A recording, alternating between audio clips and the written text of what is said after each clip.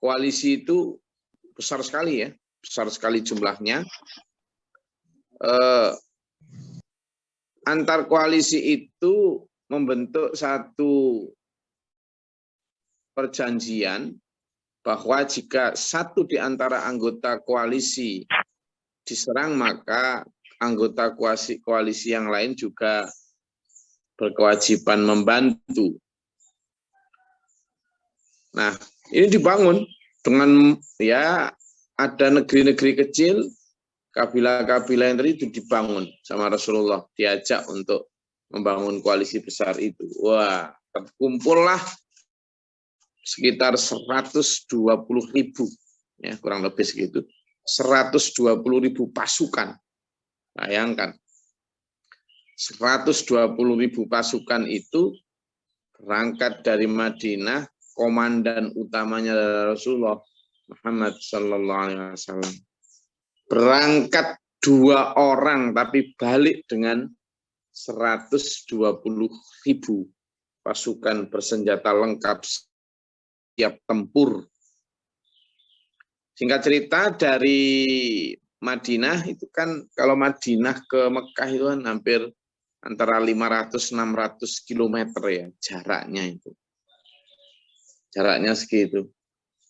Itu sudah mulai dari pasukan infanteri, pasukan kavaleri, dan pasukan artileri. Apa itu pasukan, 3 pasukan itu? Pasukan infanteri itu pasukan jalan kaki ya. Pasukan yang memang ya petempur, dia infanteri. Pasukan kavaleri itu pasukan yang membawa kendaraan tempur seperti tank ya, kemudian kendaraan lapis baja yang lain. Nah, kalau dulu pasukan kavaleri itu yang mengendarai unta, kuda, gajah, dan seterusnya. Fungsinya beda tentu ya. Lalu yang ketiga, pasukan artileri adalah pasukan, kalau sekarang ya pasukan yang bawa kanon meriam itu ya. Tapi kalau dulu ya yang bawa tombak, pasukan pemanah dan sebagainya. Nah, itu kumpul lengkap, sudah ada pasukan artileri, pasukan kavaleri, dan pasukan infanteri. Nah, bayangkan itu kalau pasukan infanteri itu jarak antara Madinah ke Mekah itu hampir 600-an kilometer. Nah, jalan kaki.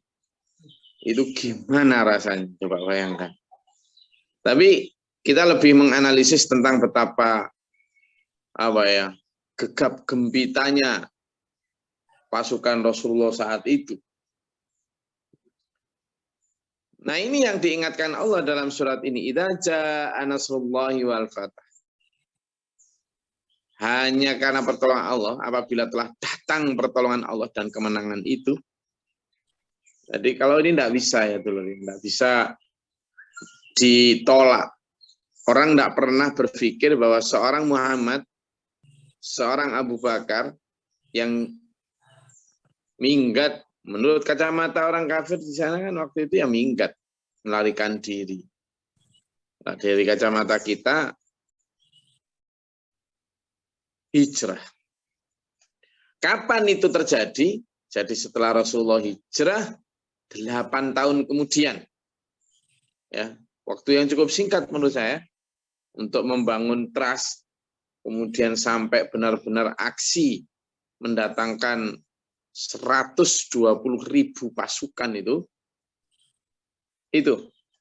Nah, pada saat kita bisa bayangkan ya, kalau 120 personil itu kalau dari jauh aja kan memang antara Makkah dan Madinah itu hanya pasir sepanjang memandang.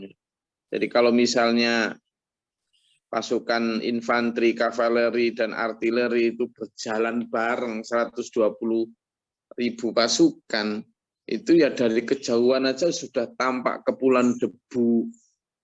Itu tuh. Gitu ya. Makanya itu sesuatu yang menggetarkan betul. Nah, seperti kebiasaan zaman dulu kalau mau perang atau mau menaklukkan sebuah negeri, biasanya mereka itu sebelum masuk itu menunggu pagi ya. Kalau mereka nyampe malam atau sore itu mereka berkemah dulu. Mereka berkemah di luar kota yang hendak ditaklukkan. Dan itu juga yang dilakukan oleh Rasulullah Muhammad SAW.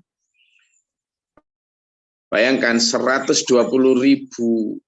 pasukan itu kalau dibagi per tenda berapa tenda itu. Kalau satu tenda 12 orang aja berarti perlu 10.000 tenda. Perlu 10.000 tenda. Dan kalau setiap tenda itu menyalakan lampu atau obor kecil gitu, nah bisa dibayangkan gemerlap kerlap-kerlipnya hamparan pasukan Rasulullah di gurun pasir itu. Nah, ini yang ketika itu kemudian telek sandi atau mata-mata orang kafir Mekah tahu lalu lapor kepada para penguasanya di sana. Begini ada ini, ternyata ya sudah. Mereka juga ngukur diri. Wah, tidak mungkin ini kita ngelawan pasukannya Muhammad ini. Ini sudah waktunya ini. Maka kemudian mereka rundingkan para pembesar Mekah ini untuk gimana ini respon kita. Kalau kita ngelawan ya sudah pasti mati dibunuh Muhammad dan gerombolannya. Kalau nyebut gerombolan ya karena mereka masih belum beriman. Lalu dipilihlah siapa ini yang menyampaikan tuntutan kami kepada pasukannya Muhammad. Tidak ada, setelah kemudian ternyata Abu Sufyan yang muncul untuk dipilih menjadi juru bicara dari kaum kafir Mekah bernegosiasi dengan Rasulullah. Dikirimlah Abu Sufyan. Waktu itu Abu Sufyan masih ikut agama nenek moyang mereka. Nah, wah, diberanikan diri si Abu Sufyan ini mendatangi komplek perkemahannya para pasukan dari Rasulullah. Lah, begitu nyampe sana dia tidak bisa membayangkan, lah kalau segini ya Mekah bisa dilumat hanya dalam beberapa saat saja itu. Maka kemudian beliau masuk, si Abu Sufyan ini. Nah, ternyata pas mau masuk gerbang itu, begitu masuk ditanyakan bahwa dia ingin ketemu Rasulullah, lalu diantar sama penjaga. Loh, begitu diantar, ngelewati kemahnya Umar bin Khattab dulu. Ngelewati kemahnya Umar bin Khattab. Umar bin Khattab meskipun di dalam tuh kayak nyium bau mangsa itu. Jadi kayak pemangsa yang nyium bau yang ya bisa dimakan gitu ya. Keluar Umar bin Khattab dari kemahnya dengan membawa pedangnya yang lebih dari 1 meter itu. Hampir 2 meter itu pedangnya, panjangnya itu. Siapa ini? Ini musuh Allah digiring ke sini. Nggak repot-repot nyari. Biar aku sendiri yang nyembelih dia. Itu. Karena memang Abu Sufyan ini itu orang yang sangat getol memusuhi Rasulullah. Padahal Abu Sufyan ini masih sebenarnya kerabat juga dari Bani Hashim itu. Dari Rasulullah. Nah, singkat cerita, Umar, waduh, berat. Abu Sufyan sudah, mati sudah. Contoh nyawa ini. Kalau sudah Umar yang begitu, udah gitu. Nah, kemudian ketika dipegang oleh Abu Sufyan itu, dipegang mau dihantam lehernya oleh Rasul. Tapi kemudian ada kalau nggak salah Ibnu Abbas dan Abu Bakar ya. Yang kemudian nangi itu jangan Mar, dia ke sini untuk niat damai. Damai apa? Orang kayak gini ini udah nggak bisa dipegang mulutnya, karena memang pada saat perjanjian Hudaybiyah yang melanggar ya orang-orang kafir kayak Abu Sufyan dan teman-temannya itu. Umar bin Khattab nggak mau, sini seharusnya dipenggal lehernya gitu aja, nggak usah itu. Tapi menurut Abu Bakar, yuk kita sowankan kepada Rasulullah dulu. Nah, kemudian maka Rasulullah kemudian menemui Abu Sufyan. Nah, ya mungkin ya wallahu a'lam ya apa niatnya, tapi janji Rasulullah kemudian itu sangat terkenal, yakni akhirnya kemudian si Abu Sufyan ini memang ini masuk Islam, ya, masuk Islam di hadapan Rasulullah itu masuk Islam. Nah, pada saat masuk Islam inilah yang kemudian menjadi satu ya diplomasi Rasulullah memang luar biasa ya. Luar biasanya itu ya pokoknya orang ini tetap bisa dipakai untuk tameng lah gitu.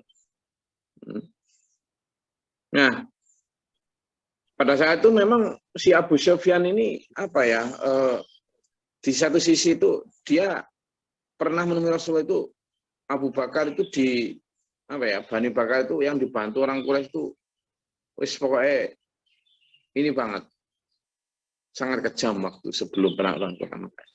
Sehingga Rasulullah juga pernah ketika sebelum penaklukan kota Mekah itu kekejaman dari bani-bani di kaum Quraisy itu nanti akan dibalas. Gitu. Sehingga pernah sebenarnya Abu Sufyan itu sudah pernah datang sebelum penaklukan kota Mekah itu ke Madinah untuk negosiasi tentang gencatan senjata lah istilahnya, sudah damai lah. Tapi sama Rasulullah enggak sudah. Benar-benar ke waktu itu ya. Tetapi kemudian ya Rasulullah memang sangat pemaaf ya. Hingga terus ngirim pasukan aja. Nah, kemudian dikirimlah berangkat pasukan itu. Ada yang menyatakan 10.000, ada yang menyatakan dan sebagainya. Maka beberapa pasukan itu dari koalisi itu memasuki kota Mekah dengan ini. Nah, pada saat Abu Sufyan itulah kemudian ketika sudah berkemah, kemudian Abu Sufyan tadi, Rasulullah kemudian menerima tawaran gencatan senjata itu, tapi dengan beberapa syarat. Rasulullah kemudian berjanji yang dipegang itu. Maka pada saat pasukan Islam itu masuki kota Mekah, itu para tokoh-tokoh Quraisy itu berbondong-bondong berusaha melarikan diri. Namun usaha itu mereka sia-sia ya, karena pasukan Muslimin masuki kota itu dari berbagai penjuru, Sehingga Rasulullah bersama sahabat memasuki dari arah atas kota Mekah, sedangkan pasukan lain di bawah kepemimpinan ada Khalid bin Walid itu masuk dari arah bawah, kemudian beberapa tokoh Quraisy yang berhasil melarikan diri itu dikejar sampai dan ditangkap. Ya banyak beberapa tokoh Quraisy yang dia tidak mau masuk Islam, dimati daripada masuk Islam. Ada juga yang masih begitu ya. Kemudian Rasulullah masuk di kota Mekah dengan menaiki unta. Ya, kemudian untanya Rasul bernama Qaswa ya. Lalu menundukkan wajah tatkala Rasul sampai di depan Ka'bah. Kemudian Rasulullah tawaf sampai depan Ka'bah ya. Lalu Rasulullah pertama yang dilakukan adalah mencium Hajar Aswad, kemudian bertakbir. Apa itu? Karena ya ini simbol betapa Islam yang dulu dikuyo-kuyo bisa kembali dengan kemenangan. Kemudian beliau turun, ya, kemudian bertawaf sampai 7 kali putaran mengelilingi Ka'bah. Setelah itu beliau turun, kemudian mendekati makam Ibrahim. Jadi makam Ibrahim itu bukan kok makamnya Ibrahim, tapi tempat dulu Nabi Ibrahim sholat. Lalu sholat 2 rakaat, kemudian menuju sumur Zam-Zam, meminum sedikit air Zam-Zam dan berwudu lagi. Dan Rasulullah bersabda, barang siapa yang berada di rumah Abu Sufyan, dia aman. Barang siapa yang masuk masjid, dia aman. Barang siapa yang masuk rumah dan menutup pintunya, dia aman. Jadi akhirnya apa? Memang pasukan muslimin itu membersihkan Ka'bah setelah itu. Membersihkan Ka'bah dari seluruh patung-patung itu, berhala di dalamnya. Lalu Rasulullah masuk ke dalam Ka'bah, melakukan lagi sholat 2 rakaat, sholat syukur ya mungkin ya. Intinya sholat 2 rakaat, masing-masing itu adanya disebut sebagai tiang Yasmani ya. Tiang Yamani, maaf. Kemudian waktu zuhur beliau juga menuju dan kemudian sholat. Ya. Nah, yang dimaksud di sini ini Allah kemudian memfirmankan beberapa ayat sesudahnya tentang kemenangan itu. Kata Rasulullah memang kemudian ada satu khutbah yang sangat terkenal ya. Kemudian Rasulullah memang melaksanakan haji itu haji wadaknya Rasulullah. Sekalian orang-orang Quraisy, sungguhnya Allah telah menghilangkan dari kalian keangkuhan jahiliyah dan berbangga dengan nenek moyang. Manusia itu berasal Adam dan Adam itu diciptakan dari tanah. Dan beliau juga berpesan, beberapa pesan penaklukan kota Mekah itu antara lain ini. Pesan Rasulullah itu terakhir ya, dalam khutbahnya itu, janganlah berlaku kasar dan aniaya. Kalian semua manusia, terutama terhadap istri-istri kalian. Jangan menuntut balas pembunuhan di zaman jahiliyah. Dan jangan riba. Jelas banget.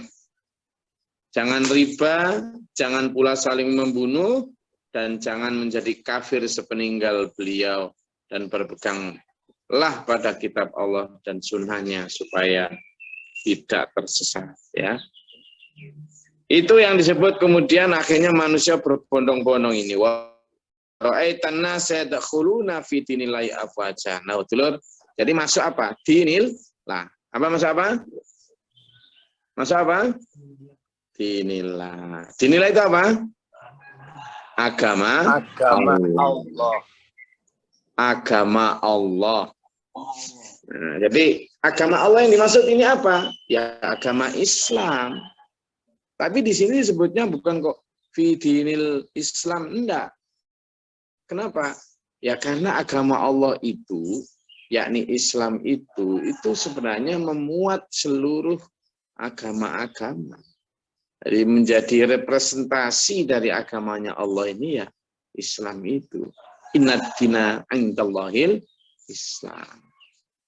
Jadi ketika banyak orang bertanya, kenapa sih namanya SPMAA itu? AA itu kenapa agama Allah, kenapa enggak agama Islam saja? Ya tidak apa-apa, memang ada di dalam surat An-Nasr ini tentang dinillah sebutannya. Ya kita sampaikan gitu. Malah sampai ada yang di Kalimantan itu dulu begitu juga. Ada yang memakai SPMAI karena tidak puas dengan SPMAA agama Allah. Tapi kita ya tidak apa-apa, itu sebagai nama yayasan. Afwaja berbondong-bondong. Ya, fasabbih bihamdi rabbika wastaghfir innahu kana tawwaban. Nah ini saya ingin mengakhiri paparan saya, nanti silakan setelah ini silakan ditanyakan. Jadi kemenangan agama Allah, nah ini saya ulang dulu, jangan terjebak pada kemenangan-kemenangan yang simbolik. Jangan terjebak pada kemenangan-kemenangan yang sifatnya materi. Ingat ya, kemenangan agama Allah disebut dalam surat ini adalah kemenangan saat penaklukan kota Mekah. Tahu nggak sampean dan saya? Dulur-dulur muslim pada saat kemenangan itu jauh dari kata mewah, jauh dari kata megah bangunannya, tidak ada. Bahkan ketika Rasulullah setelah penaklukan kota Mekah, itu tidak tinggal di Mekah, tapi balik ke Madinah. Sampai akhir wafat beliau di Madinah. Dan selama itu berkembang itu apa Islam itu ke seluruh negeri, ke seluruh jazirah-jazirah lain, tetapi cara hidup para sahabat dan Rasul sendiri sederhana banget. Jadi jangan terlalu terobsesi bahwa kemenangan agama Allah itu nanti akan memiliki gedung-gedung pencakar langit, akan ini sampai konon sekarang misalnya Pangeran Saudi ingin menjadikan Mekah dan Madinah serta seluruh Arab Saudi menjadi Eropanya, Eropa baru. Sehingga sekarang sudah boleh tidak berjilbab, sudah boleh konser-konser musik. Apakah itu kemenangan agama Allah? Enggak. Kemenangan agama Allah adalah ketika ini. Fasabbih bihamdi rabbika wastaghfirhu. Ketika manusia itu berbondong-bondong masuk agama Allah itu ketika apa? Ketika mereka juga sambil bertasbih memuji nama Allah. Allah dan beristighfar. Innahu kana tawwaba. Jadi kemenangan agama Allah itu bukan pada gegap gempitanya itu, tapi lebih kepada sikap yang ditunjukkan setelah agama ini dimenangkan. Apa? Orang-orang berbondong-bondong sujud tunduk patuh kepada Allah dan Rasul-Nya. Itu kemenangan sejatinya Islam. Apa saya ngomong bukti?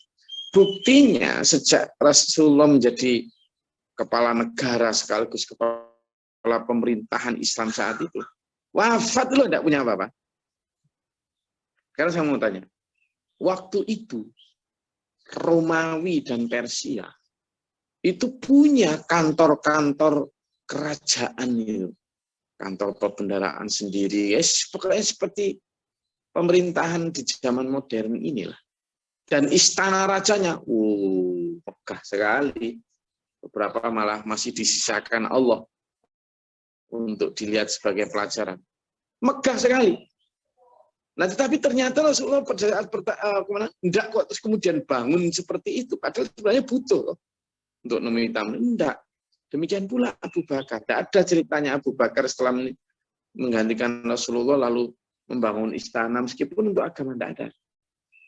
Apalagi untuk rumahnya. Demikian pula Umar bin Khattab. Demikian pula Ali bin Abi Thalib. Demikian pula Utsman bin Affan, Ali bin sama. 4 sahabat itu tidak ada yang bikin istana, apalagi rumah sendiri. Tapi jangan salah, meskipun mereka tidak begitu, ghirrah dakwahnya, ghirrah sedekahnya, ghirrah ibadahnya, tak ada dibanding umat sekarang. Nah, sebaliknya Pak Jo dan dulur semua, keruntuhan Islam, ya, keruntuhan Islam itu pada saat Islam sedang hebat-hebatnya dalam hal materi. Mereka punya pasukan yang lengkap, yang digaji. Padahal di masa Rasulullah tidak ada itu. Mereka juga punya istana-istana megah dengan segala dayang-dayang dan para selirnya. Iya, coba sama lihat yang kita sering agung-agungkan Turki Utsmani dan lain sebagainya itu. Ya, pada saat beberapa kekhalifahannya itu juga terjebak di hal yang sama.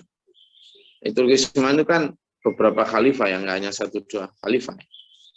Beberapa di antaranya.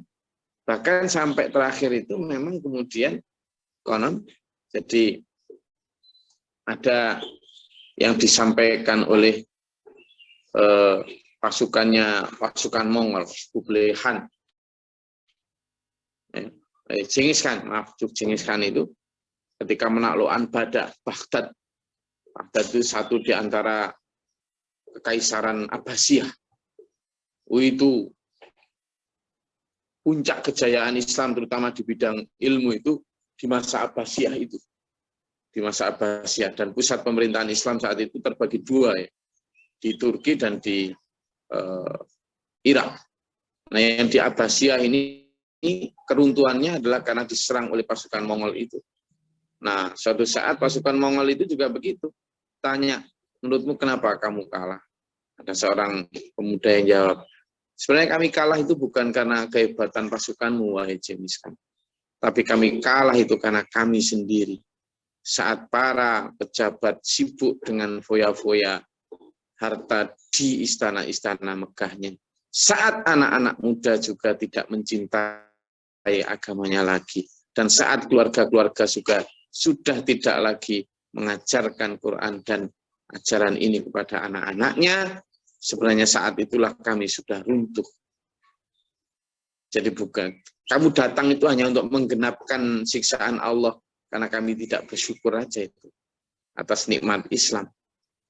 Sehingga apa? Ternyata kemenangan agama Allah itu tidak selalu ditandai dengan megahnya bangunan, banyaknya tentara. Waktu Bani Abbasiyah itu sudah menaklukkan negeri-negeri nggak karuan banyaknya, artinya sebenarnya pasukannya sudah jauh lebih kuat daripada pasukan di masa Rasulullah. Tapi karena masa Rasulullah itu ya penuh iman, penuh ghirrah, meskipun kayak di mata lahir tidak terlalu banyak equipment mereka, tetapi jangan salah. Nah ini, Sehingga kita punya dua gambar dulu. Apa yang dimaksud dengan Nasrullah itu? Supaya kita tidak berhalusinasi atau euforia masa lalu, post power syndrome, lalu hanya membanggakan masa lalu, lupa melihat masa depan. Dan lupa memakai standar menang agama Allah itu seperti apa. Jadi kemenangan agama Allah itu ditandai dengan fasabbih bihamdi rabbika wastaghfir. Beristighfar, bertahmid, bertasbih. Ya buktinya sekarang, masjid-masjid banyak yang megah, indah. Wah, tapi sangat sedikit dari jamaah. Itu benar. Nah ini yang ayo kita tandai. Apa sebenarnya kemenangan agama Allah itu. Saya rasa itu. Monggo, kalau ada yang mau ditanyakan, dielaborasi silakan.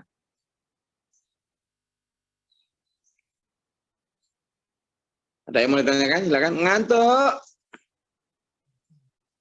Belum waktunya. Ngantuk. Belum waktunya. Waktunya, Gus. Belum waktunya atau sudah waktunya bangun?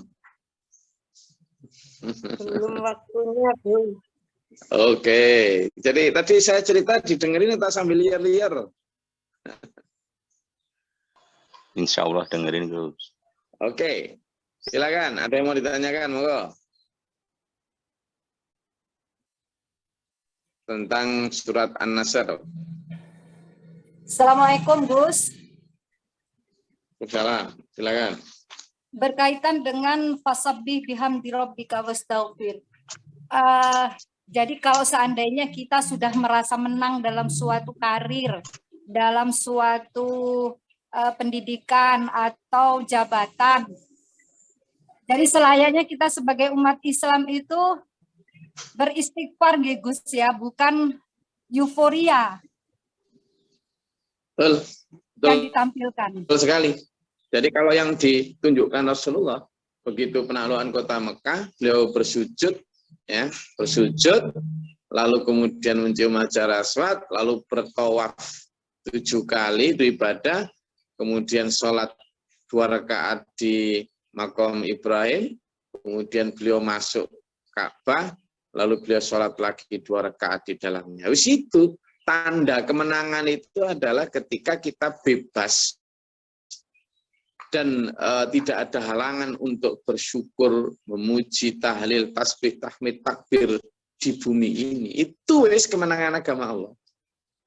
Nah, demikian pula begitu mendapatkan kemenangan apapun ya, dalam kemenangan, keberhasilan, kesuksesan, itu harus ditandai dengan itu tadi, sujud syukur, sholat taubat, begitu ya. Betul, Bu. Jadi ini yang seringkali kita lupa. Lalu kemudian ketika mendapat keberhasilan, entah itu panen, entah sukses ini, karir dan lainnya, lalu kemudian pesta-pesta.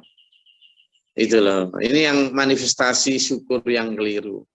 Euforia lalu pesta pora. Nah ini yang ayo kita rubah ya. Ngikut cara Rasulullah memaknai kemenangan itu. Oh yang lain silakan. Ada lagi? Izin, Gus, dari Lereng Rinjani. Dari lereng Rinjani, silakan. Mengenai hijrah Rasulullah kan pindah ke Madinah, Gus. Nah, sedangkan hijrah untuk sekarang ini apa kita pindah atau ke suatu organisasi yang lebih baik termasuk hijrah juga itu, Gus? Bagaimana itu, Gus? Penjelasan. Ya, jadi ada kalimat akhrijat linnasi minadz zulumati akhrij qaumaka ya, akhrij qaumaka. Jadi akhrij qaumaka itu artinya keluarkan umatmu minadz zulumati ya ilan nur. Jadi wahai itu misalnya coba dibuka di ini siapa? Pak Zubair tadi ya? Pak Zubair dari lereng Gunung Rinjani. Lereng Gunung Rinjani. Jadi di situ ada perintah dulu kepada Nabi Musa itu. Hai Musa, akhrij qaumaka minadh-dhulumati ilan nur. Dan itu kepada semua nabi juga begitu. Wahai Musa, wahai para nabi, keluarkan umatmu minadh-dhulumati ilan nur. Jadi hijrah sekarang ini utamanya adalah hijrah dari kedzaliman menuju cahaya terang. Nah, terkait dengan perpindahan organisasi atau perpindahan agama, saya pernah ada satu, saya alami sendiri Pak Dirber. Waktu awal-awal di Bali itu, saya kan ngekos ya, kos sempit gitu, di gang sempit.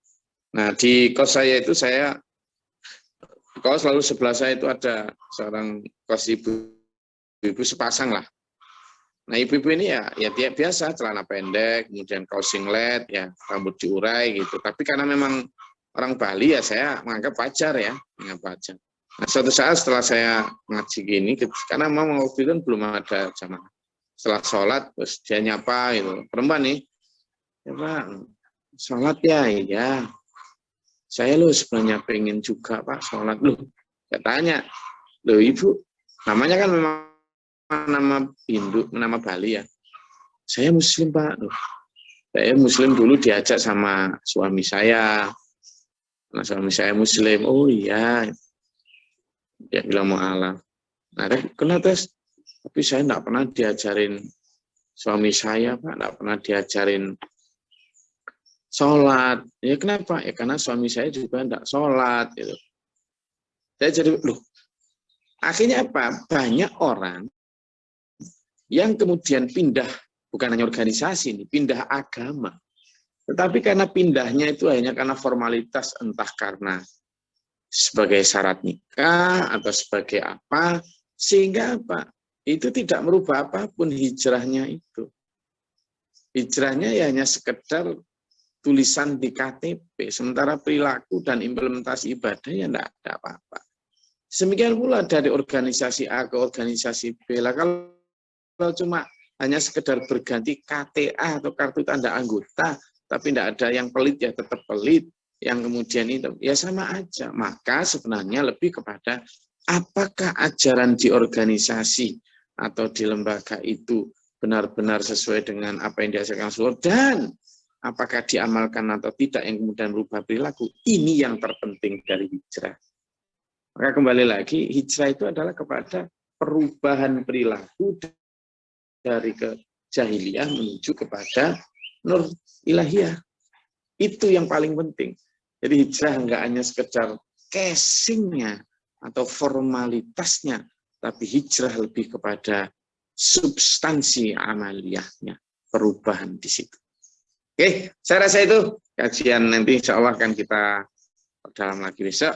Sekarang waktunya sudah habis, apalagi ini hari Senin, waktunya berangkat kerja. Silakan yang punya kantor di sawah, silakan yang punya kantor di toko, silakan yang punya kantor di laut, nelayan, silakan yang punya kantor di showroom, silakan berangkat dengan Bismillahirrahmanirrahim, tawakkaltu 'alallah, Bismillah, barokailah kami Allah, dengan langkah-langkah yang penuh mardhatillah, dengan rizki yang halalan thayyibah, dengan niatan hasil dari rizki itu nanti ya Allah, ku manfaatkan di dunia untuk sekedar kebutuhan dasar, lalu ku bawa untuk sampai di akhirat nanti di surganya Allah. Itu niatkan begitu ya, supaya langkah kita mencari rizki itu benar-benar berkah mardhatillah. Semoga Allah ijabah dan kita semua diberikan kesehatan, afiat fid dunya wal akhirah, wa husnul khatimah. Amin. Allahumma shalli wa sallim barik ala sayyidina. Amin. Allahumma fil lil mu'minin wal mu'minat semua. Amin. Allahumma hdina fi man hadayta wa afina fi man Amin. Amin. tabarakta rabbana wa ta'ala alhamdulillah ma qad tastaghfir wa atubu ilaik. Allahumma da'ana al-bala wal waba wa dahsina najina syaitan syaitan kubarana. Rabbana la taj'alna fil dhalimin al-waqa'a. Rabbana man afaqtu bina ma syahidin rabbana la tuzigh qulubana ba'da idh hadaytana. Rabbana atina fid dunya hasanah wa fil akhirati hasanah. Amin. Wa ana rabbika bil izzati amma yasifun. Allahumma iftah lana abwaaba rahmatika Allahumma anzilna rahmatan. Rabbana atina fid dunya hasanah wa fil akhirati hasanah wa qina adzabannar.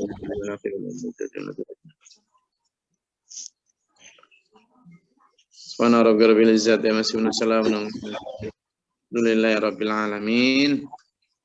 Selamat bekerja dulur, jaga kesehatan, jaga rohani. Nggih, saya berada di Lumajang. Insyaallah ini perjalanan ke Jember, kemudian lanjut ke Bali. Semangat. Assalamualaikum warahmatullahi wabarakatuh. Waalaikumsalam.